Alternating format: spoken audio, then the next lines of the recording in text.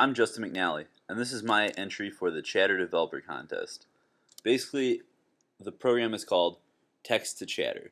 The idea behind it is you'll be able to text message with any mobile phone and update for your Chatter entry on your Salesforce org, and you will be able to receive updates about recent Chatter entries from the objects and people that you follow. First, I'd like to take you into the Text to Chatter application. It's a Salesforce application accessible by the Application dropdown. Selecting Text to Chatter brings you to the Chatter home screen with your standard Chatter home tab. Here we see the current status, which we can clear by clicking Clear. You'll see something called API credentials. This is basically just the object that we store for testing the API credentials for the OAuth portion of the application. We'll get into that in a second. Moving over to the Settings tab, we will see our current status and kind of a brief explanation of activating the Text-to-Chatter application. As you can see, currently the Text-to-Chatter is not enabled. Our mobile phone number, as we're told, is not configured. And then we have the button to activate or reactivate the Text-to-Chatter application. First, I'll start by entering my mobile phone number in my user profile. Coming to under Personal Setup, My Personal Information, clicking and going to Personal Information, it'll bring up the edit screen for my user object. I'll move into edit mode by clicking the edit button.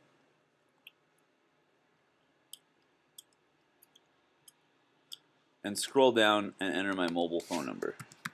Mobile phone number is the way that the Chatter application identifies you as a user in the system.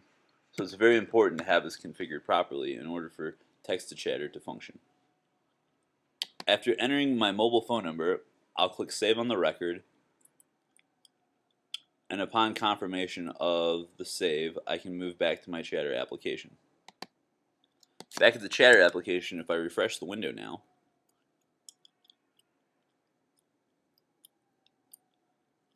I should now see that my mobile phone number is configured as my mobile phone number. We still have a problem. The Text-to-Chatter has not been enabled. So the next step we'll do is we're going to authorize the OAuth portion of it, which is all written under remote access as part of the application, and all of the application itself is written in native Apex and Visualforce. Moving to our remote access authorization page, we're prompted to allow the access of our account from the application. By clicking Approve, we create an API credential with which the application can use to log into the system and perform tasks on our behalf, such as updating our current status. Purely for debugging at this point, we can check and see that our API credential has been created, is active, and we have our auth key and auth secret. Coming back to settings, we should see that the Text-to-Chatter application is now enabled.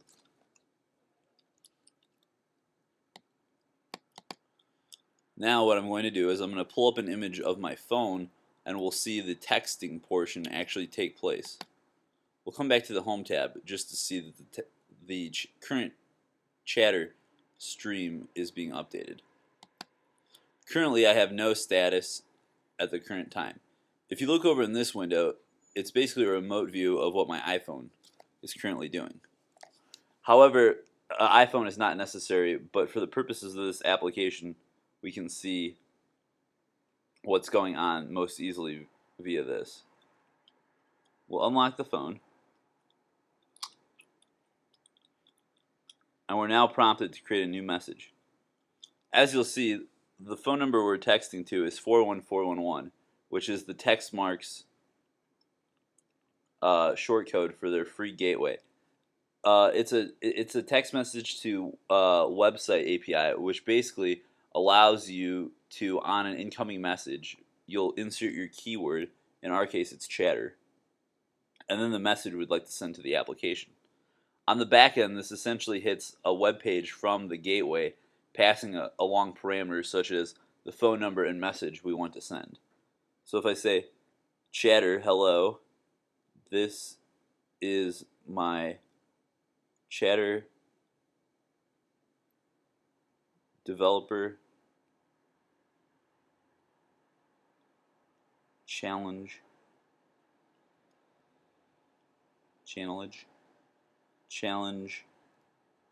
entry, and press send.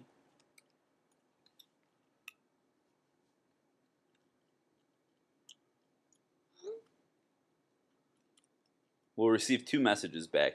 One stating that our status has been updated, and the other one should state that my status was updated to all users. Like I said, the first message is your chatter status has been updated, which informs the user that the operation was a success. And then the users, me and everyone on the org using the chatter application, would receive a notification that my status has been changed to hello, this is my chatter develop challenge entry.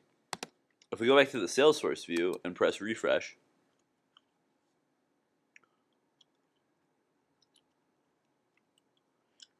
we should see that our current status has been updated to what we texted.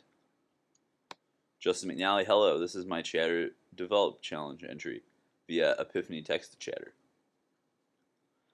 This is purely for the demonstration. It could be configured any way you want. You could remove that if you want to. It's just a way to identify for me like what messages are coming through from the texting platform. Also, to demonstrate, if I say this is from the web and click share, my iPhone or any phone that I have tied to my phone number would then be notified that the status for me has changed, which we see here. Justin McNally's status has been changed to this is from the web. So you can see how through this kind of process you could easily create applications that would notify based on any kind of business logic directly to the end user's phone and allow for the user to update their status from text messaging without ever having to open any kind of application or website.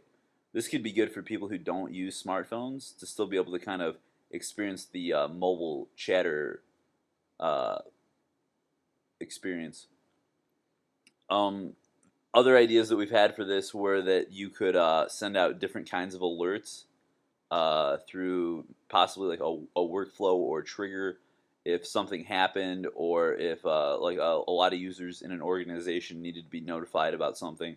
This could be a great platform to reach people directly through SMS as opposed to having to open a web browser or send out an email.